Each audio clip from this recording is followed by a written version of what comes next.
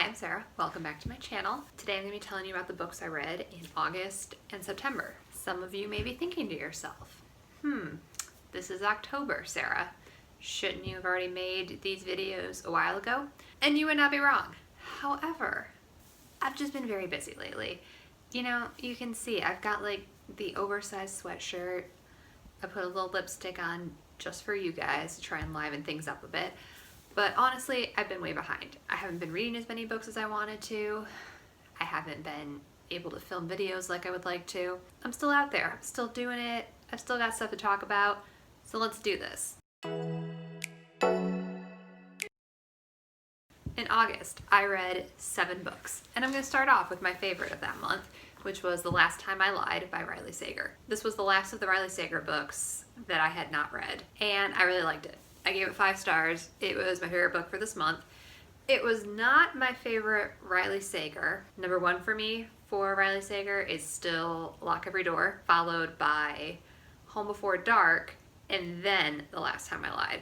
But this one had a lot of stuff I really liked. It had a cold case, it had summer camp, and it had some good plot twists. Like, I didn't see the ending coming. I was surprised by it.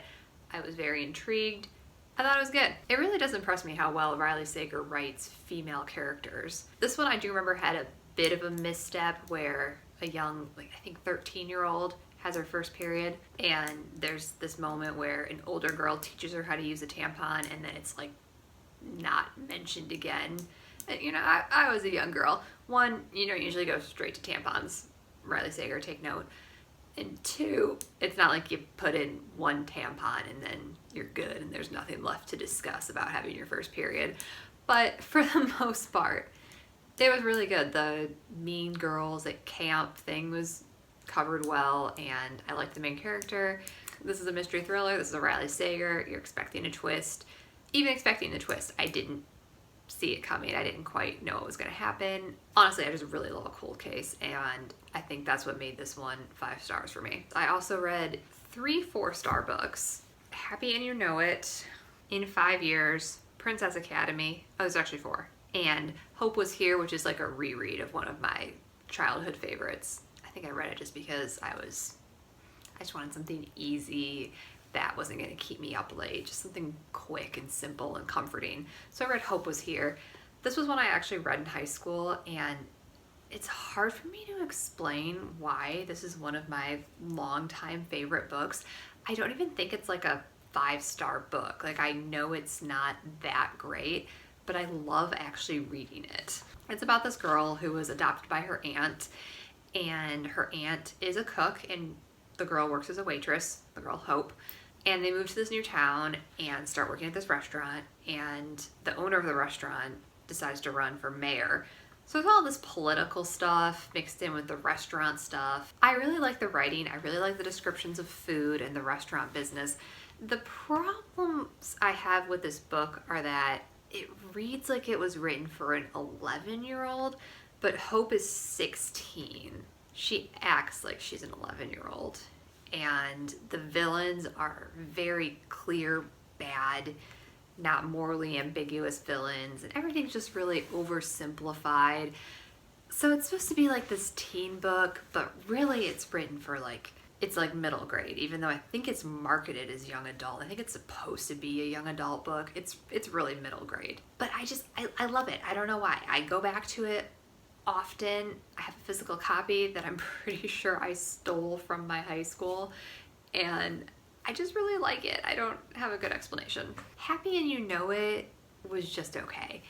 It's kind of got a bit of a mystery aspect to it, and it's about these like rich New York moms that have this play group.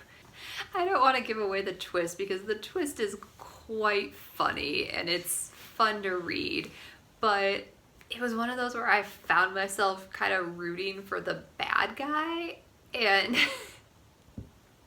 which I think is good, but like then when the bad guy gets their comeuppance, I was just kind of like, oh, I kind of would like to see them get away with it. I don't know. There's like a few too many main characters for me. It kind of made it difficult to get attached to any one character or really care about any of them. The like music girl they have in their play group to like play music for the babies, she does identify herself as child-free and not wanting to have children, which I'm always looking for in books, is child-free characters. But I feel like it's put out there like she's probably going to change her mind, and like she just doesn't want to have kids because she's young and she'll change her mind later, which I didn't like. Even though she didn't change her mind in the book, I just kind of, there wasn't really anything special about it. I do like getting these glimpses into like the lives of these like rich New Yorkers. That's always fun for me. That's why I like books like The Devil Wears Prada, for example. There's just a lot of stuff about being a mom, and I think that's who it's written for, and that made it not quite for me. But it was pretty entertaining, and I was surprised by the twists and stuff. So I did give it 4 stars. I did like it. I just think there's probably a very specific audience for it, and it wasn't quite me. But it was solid. It was good. And Princess Academy is a middle grade book that I read for my TikTok video challenge.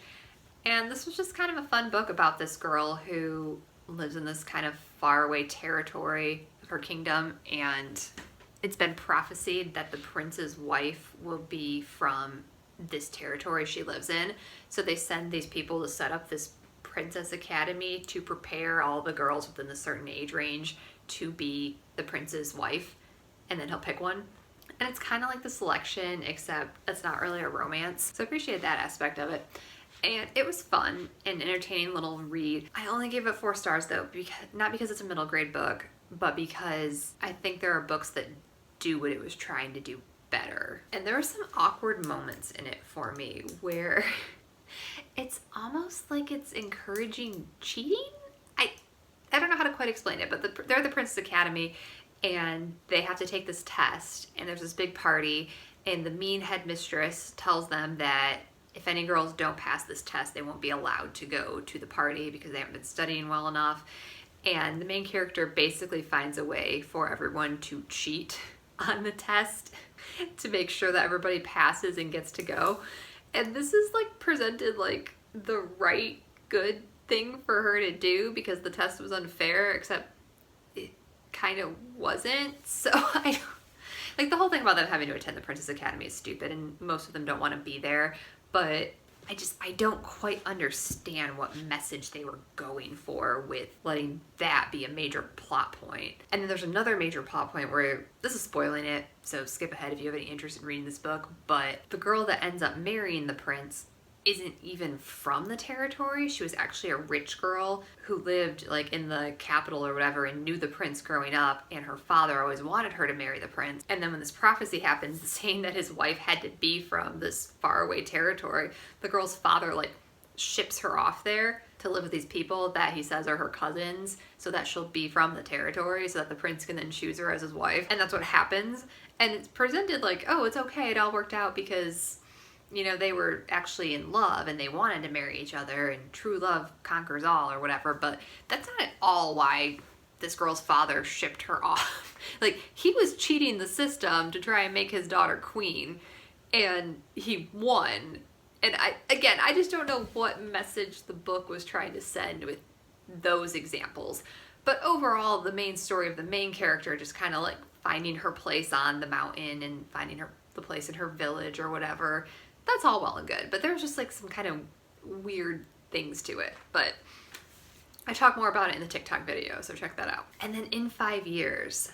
In 5 Years was probably my favorite of the 4 stars just because I have never read anything like this book. It went in ways I didn't expect it to, and didn't necessarily like, but it was so different and it really just kept me guessing and enthralled to the end that I had to give it at least 4 stars, and someone else read it so we can talk about it.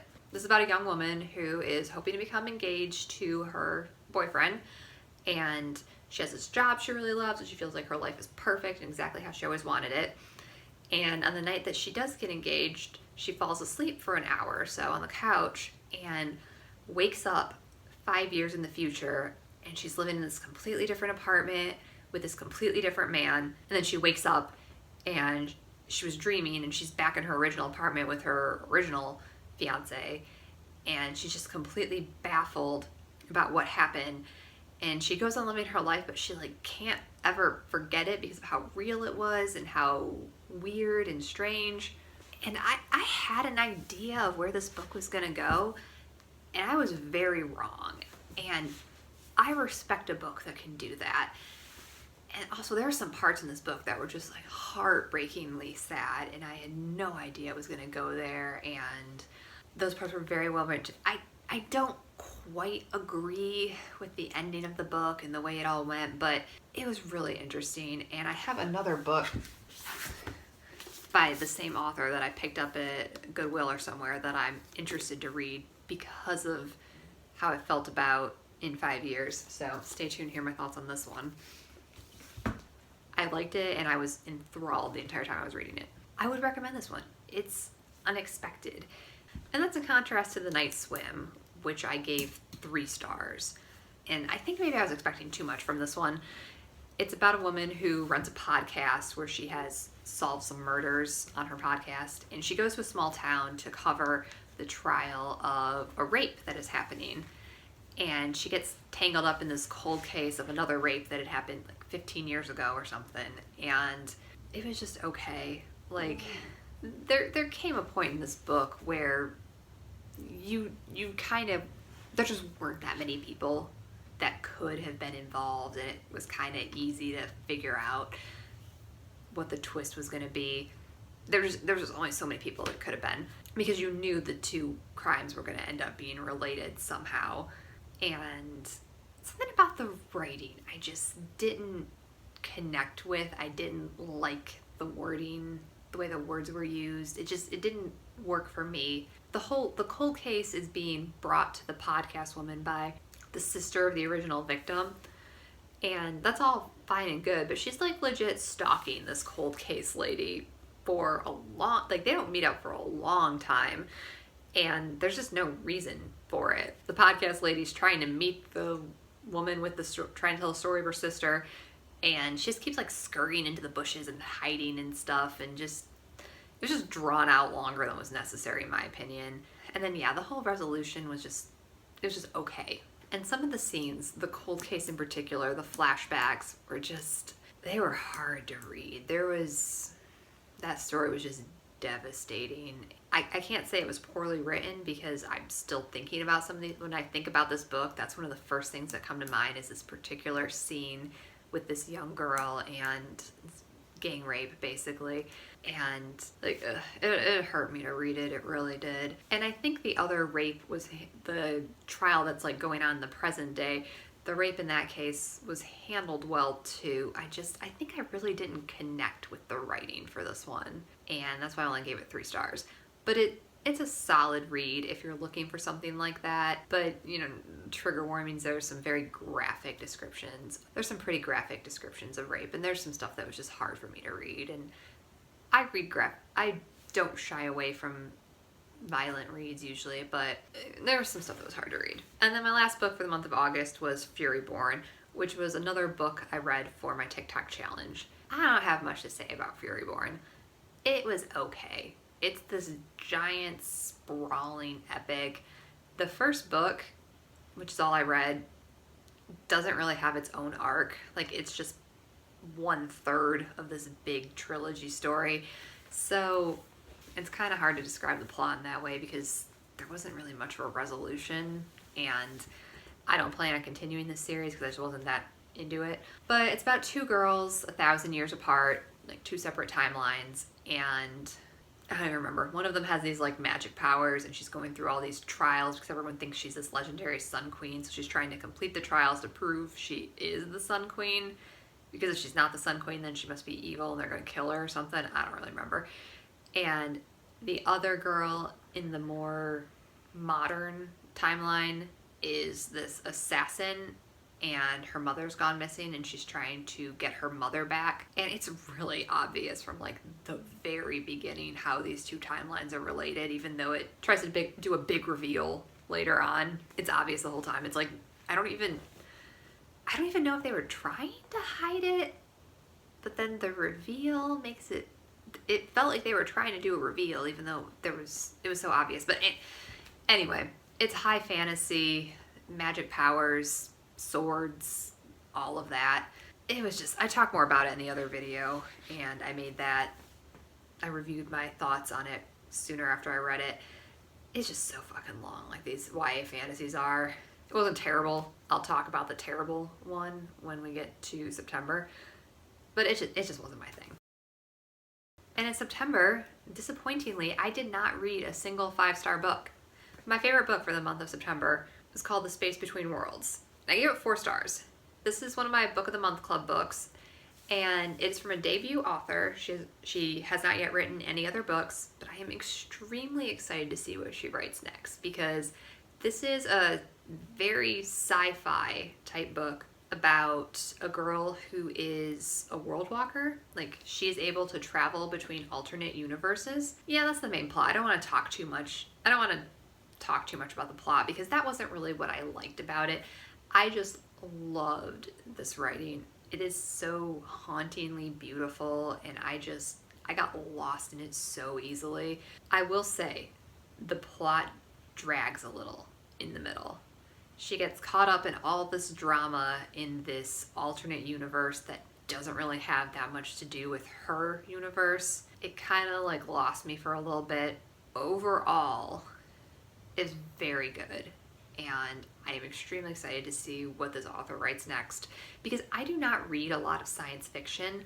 Too much science fiction, I feel like it's so plot heavy, the stuff that I've read anyway.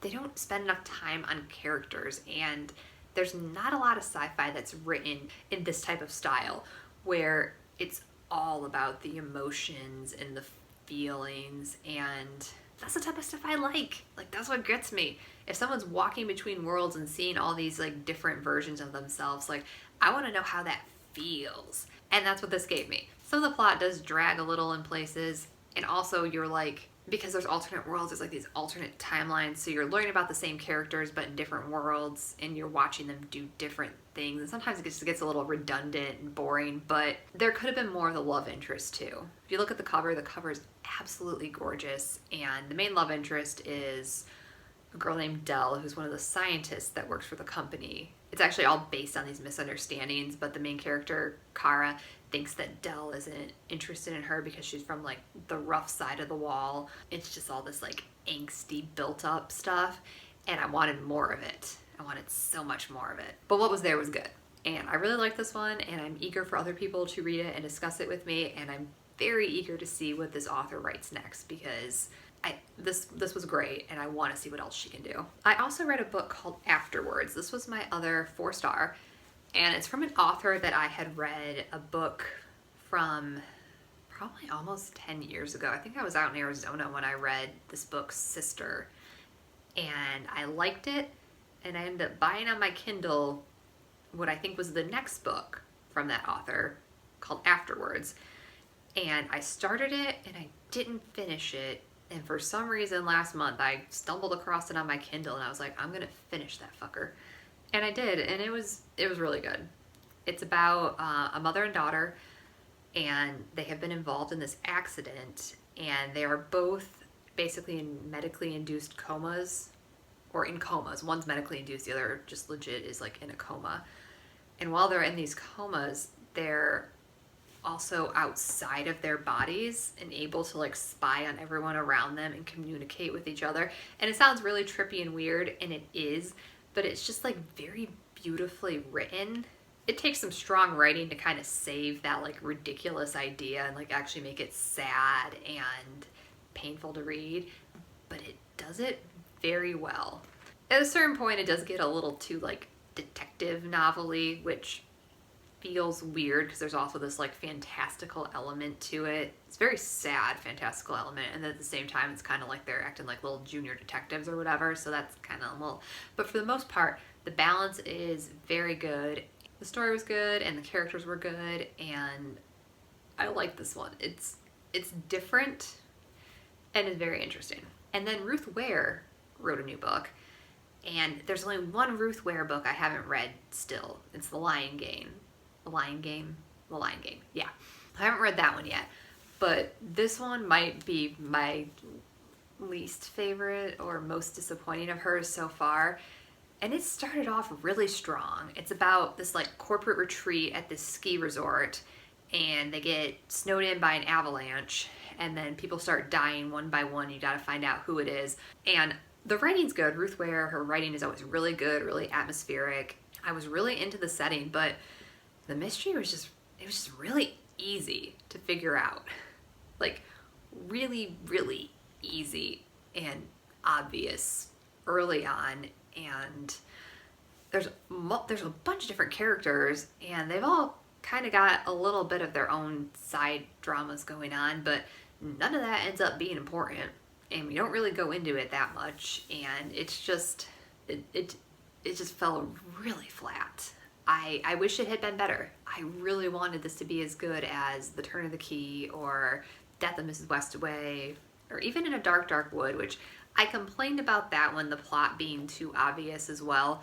But this one was worse in that regard for me. And it's such a shame because I really love the ski setting. I really like reading books about people that do like extreme sports that I would never fucking do, like skiing or scuba diving or something. Like, I love it when books get like really detailed about these things, especially if it's done by a good writer, which Ruth Ware definitely is. Like, she makes you feel like you're there and you're in it. I just wish the mystery had been more mysterious. Just wasn't a good mystery at all. So that was that one. And then I also read another fantasy book for my TikTok challenge. This one was called Ash Princess, and I gave this one 3 stars. It's probably more like 2.5, but after reading a couple of these fantasy ones, this was like the best of them. So it seemed a lot better. This is about a girl whose mother was a fire queen, and then their country gets invaded by these kind of Viking-esque conquerors, and they kill the main character, Theodosia.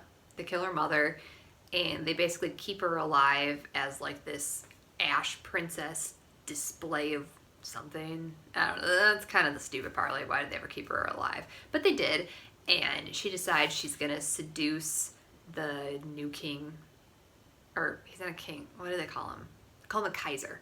She's going to seduce the Kaiser's son to cause tension between him and his father, and that'll help her overthrow things. It was pretty good. They did some stuff with her best friend that I didn't see coming, and I respected what they did with her best friend. And there's a love triangle. Obviously, she ends up kind of falling for the prince, but she betrays him.